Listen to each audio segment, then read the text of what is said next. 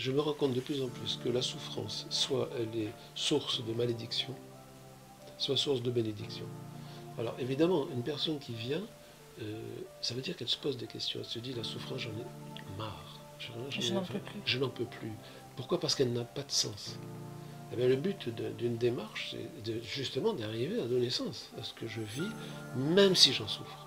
Ça veut dire que derrière la souffrance, il y a toujours un enseignement à tirer, toujours.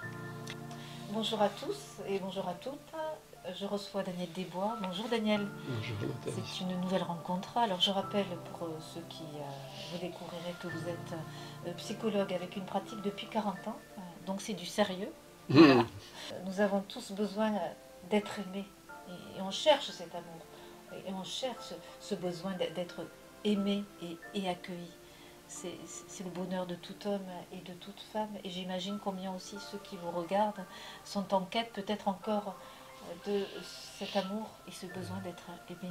Qu'est-ce que vous pouvez dire, cher psychologue?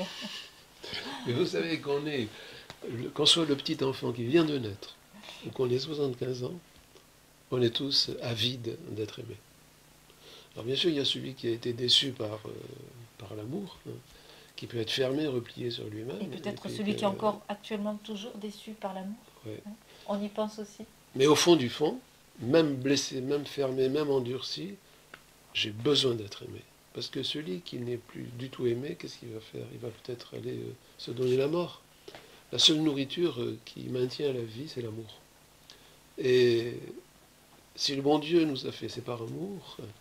Et c'est donc l'amour qui va être vraiment la force de vie, oui, la force de vie qui va me propulser dans ce qui va être l'aventure, hein, qui va être mon aventure personnelle. Donc cette quête d'amour, elle est tellement précieuse, ce qui veut dire que les aléas de la vie qui vont abîmer cet amour vont entraîner chez moi obligatoirement de la souffrance. Parce que si je ne suis pas aimé, ben, je vais souffrir, c'est évident. Le problème, c'est que moins je me sens aimé, plus j'altère l'image que j'ai de moi-même, et plus je me sens, en fin de compte, un pauvre petit bougre qui n'a pas de place, qui ne trouve pas sa place, qui n'arrive pas à être aimé, choisi, élu, et on se rend malheureux. Les personnes qui viennent vous consulter sont des personnes qui sont cruellement en état de profonde souffrance. Alors, il y en a beaucoup. Hein. Alors comment on travaille en profondeur? Je me rends compte de plus en plus que la souffrance, soit elle est source de malédiction, soit source de bénédiction. Alors évidemment, une personne qui vient, ça veut dire qu'elle se pose des questions. Elle se dit, la souffrance, j'en ai marre. Je n'en peux plus. Je n'en peux plus. Pourquoi? Parce qu'elle n'a pas de sens. Eh bien, le but d'une démarche, c'est justement d'arriver à donner sens à ce que je vis, même si j'en souffre. Ça veut dire que derrière la souffrance, il y a toujours un enseignement à tirer, toujours. Donc, derrière la souffrance, on peut rester toujours debout et en vie, et donner du sens à cette souffrance. Ah oui, eh oui. Parce que rester dans le non-sens de la souffrance, c'est vraiment être orienté vers la mort. Que ce soit la mort physique, que ce soit la mort psychique, ou la mort même spirituelle. C'est le sens que je vais donner à la souffrance qui va me porter vers un plus de vie. Et les personnes qui viennent, en principe, si elles viennent, c'est qu'elles ont envie de tirer de la vie de cette souffrance. Et je crois que les grandes questions, les grands changements, les grands bouleversements viennent toujours après un temps de souffrance. Vous voyez, quand il y a deux voisins qui se haient pour des raisons X, il suffit qu'il y en ait un qui va avoir devant un accident de voiture, il va être renversé par une voiture, naturellement on a envie de lui porter secours. Pourquoi? Parce qu'il y a tout d'un coup, il y a la haine qui s'en va, il y a l'amour qui prend le dessus. Celui qui est mon ennemi va devenir la personne importante à qui je vais donner un peu d'amour parce qu'il en a besoin.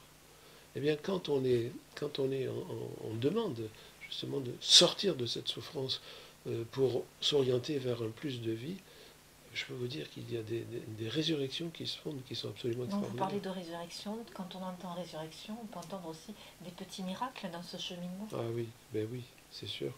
C'est les miracles du Christ. C'est les miracles du Christ. Alors maintenant, c'est les guérisons du Christ. Ben oui. Mais c'est-à-dire que quand on est passé soi-même par des chemins de traverse, qu'on a connu des difficultés, des souffrances, et puis que par grâce, là certainement, c'est sûr, hein, le bon Dieu est venu me chercher, il est venu chercher toute notre petite famille.